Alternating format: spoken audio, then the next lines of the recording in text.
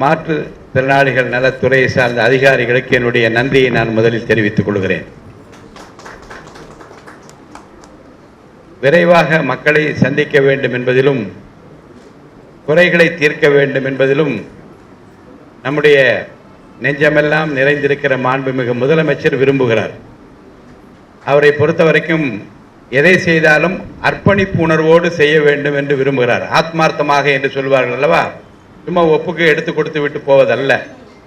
எதில் ஈடுபட்டாலும் அந்த ஈடுபாடு அவர் கண்களிலே தெரியும், அவர் கரங்களிலே தெரியும். அந்த அளவுக்கு தான் நான் பார்த்தேன். முதல்ல ஒரு ஹாஸ்பிட்டல் விசிட் பண்ண போனார், எக்மோரில் இருக்கக்கூடிய குழந்தைகள். அப்போது அவர் அந்த குழந்தையை தூக்கி கொஞ்சிய விதமும் மற்ற மருத்துவரிடம் பேசியெல்லாம் நம் தொலைக்காட்சி பெற்று நான் பார்த்தேன், தொலைக்காட்சியில் பார்த்தேன். அது என்ன தெரிகிறது என்று சொன்னால், மனிதன் நேயம்தான் ஒரு முதலமைச்சருக்கு அடிப்படையில் இருக்க வேண்டும். அதுவரை ஒரு மனிதன் நேயம் மிக்க ஒரு முதலமைச்சர் இந்த தமிழ்நாடு பெற்றிருப்பதில் நாம் எல்லோரும் மகிழ்ச்சி அடைகின்றோம்.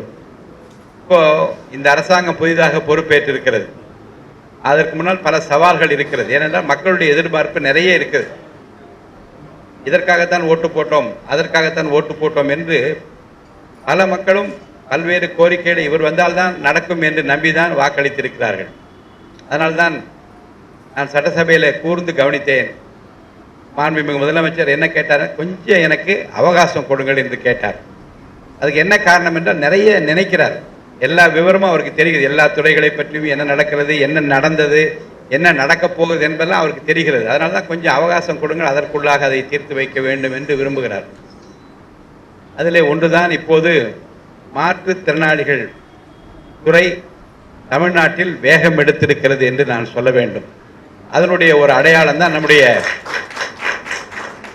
மாவட்ட ஆட்சித்தலைவர் ரொம்ப ரொம்ப அக்கறையாக அவர் வளர்ந்து வந்த பாதையும் அவர் பணியாற்றிய விதமும் இந்த கலெக்டர் பதவியில் அமர்ந்திருக்கிற போது ரொம்ப தெளிவாக தெரிகிறது. இன்று அவருக்கு பிறந்த நாள். உங்கள் அனைவர் சார் பிறந்த நாள் வாழ்த்துக்களை நான் அவருக்கு தெரிவித்துக் கொள்கிறேன். நேற்று ஒரு புத்தகம் வெளியிட சென்றேன். முன்னாள் ஓய்வு பெற்ற அதிகாரி திரு ராமகிருஷ்ணன் அவருடைய புத்தகம். அவர் தன்னுடைய வாழ்க்கை குறிப்பை எழுதியிருக்கிறார். அதில் என் உள்ளத்தை தொட்டது. அவர் இறை அன்பு சார், ஜாங்கிர் ஐபிஎஸ் அதிகாரி 3 பேரும் முந்தின நாள் இரவே கிராமங்களுக்கு சென்று அங்கேயே தங்கி மக்கள் என்னென்ன பேசிக்கொள்ளும், என்ன பிரச்சனை இருக்குது என்று பார்த்து, காலையில் தான் ஆய்வு கூட்டம் நடக்கிறது என்றால் முந்தின நாளே சைக்கிளில் போய் பார்த்து விட்டு நாங்கள் வருவோம். தென்னார்காடு மாவட்ட கலெக்டராக நான் இருந்தேன். அப்போது இரவு தங்கி மக்களோடு பேசி அடுத்த நாள் கூட்டத்துக்கு போய் தீர்த்து வைப்போம் என்று எழுதியிருந்தார். அப்போ மாவட்ட ஆட்சித்தலைவராக இருக்கின்றவர் எப்படி இருக்க வேண்டும் என்றால், மக்களை நாடி கலெக்டர் செல்ல வேண்டும். என்னை பார்த்து மனு கொடுங்கள் என்று சொல்வது ஒரு முறை. ஆனால் மக்களுக்கு பிரச்சனை என்று ஏற்பட்டால் ஓடோடி முன்னிற்கின்ற கலெக்டர்கள் நமக்கு தேவை. அப்படிப்பட்ட ஒரு கலெக்டராகத்தான் சென்னை மாவட்ட ஆட்சித்தலைவரை நான் பார்க்கின்றேன். அதே போன்றுதான் நம்முடைய அன்புக்குரிய சென்னை பெருநகர மாநகராட்சியினுடைய ரீஜனல் கமிஷனர், அவர் ரொம்ப ஆர்வமாக இருக்கின்றவர். என்ன சொன்னார் என்றால், இன்னும் எத்தனை இடங்களில் இந்த சென்டர்ஸ் துவக்க வேண்டுமோ அதை உடனடியாக செய்வதற்குரிய ஏற்பாடுகளை செய்து கொண்டிருக்கிறேன் என்று சொன்னார். This is what we want. அரசு என்ன நினைக்கிறதோ, என்ன உரிமையை இந்த மாற்றுத்திறனாளிகளுக்கு வழங்க வேண்டுமோ அந்த உரிமையை உடனடியாக வழங்குவதுதான் நம்முடைய நோக்கமாக இருக்க வேண்டும். காலதாமதம் சொல்வதும் கிடப்பிலே போடுவதும் இருந்த நிலைமை மாற வேண்டும். அதுக்காக தான் நம்முடைய முதலமைச்சர் வந்தவுடனே ஒரு சவுக்கு எடுத்து சொல்வது போல சொல்லிவிட்டார். ஒரு டிரான்ஸ்பரண்ட் கவர்மெண்ட், வெளியரங்கமான அரசாங்கம் இருக்க வேண்டும். நம்பர் 1, லஞ்ச லாவண்யம் இல்லாத ஊழல் இல்லாத அரசாங்கமாக இருக்க வேண்டும். 2, இதிலேயே அரசாங்கம் எப்படிப்பட்ட அரசாங்கம் என்று மக்களுக்கு தெரிந்து விட்டது. ஆக டிரான்ஸ்பரண்டாக வெளியரங்கமாக நடக்கக்கூடிய இந்த அரசு முனைப்போடு மாற்றுத்திறனாளிகள் பக்கம் கவனமாக இருக்கிறது என்பது நீங்கள் எல்லாம் மகிழ்ச்சி அடைவேன். அதற்காக முதல்வருக்கு நீங்கள் எல்லாம் நன்றி சொல்ல வேண்டும். எந்த மாற்றுத்திறனாளியாக இருந்தாலும் சரி, உங்களுக்குரிய பயிற்சி, உங்களுக்குடைய படிப்பு, உங்களுக்கு வேலைக்குரிய உத்தரவாதம், இது அனைத்தும் கிடைத்தால்தான் உங்கள் உரிமை கிடைக்கிறது என்ற அர்த்தம். அதை நோக்கித்தான் இன்றைக்கு அரசு பல சீரிய திட்டங்களை எல்லாம் கொண்டு வர இருக்கிறது.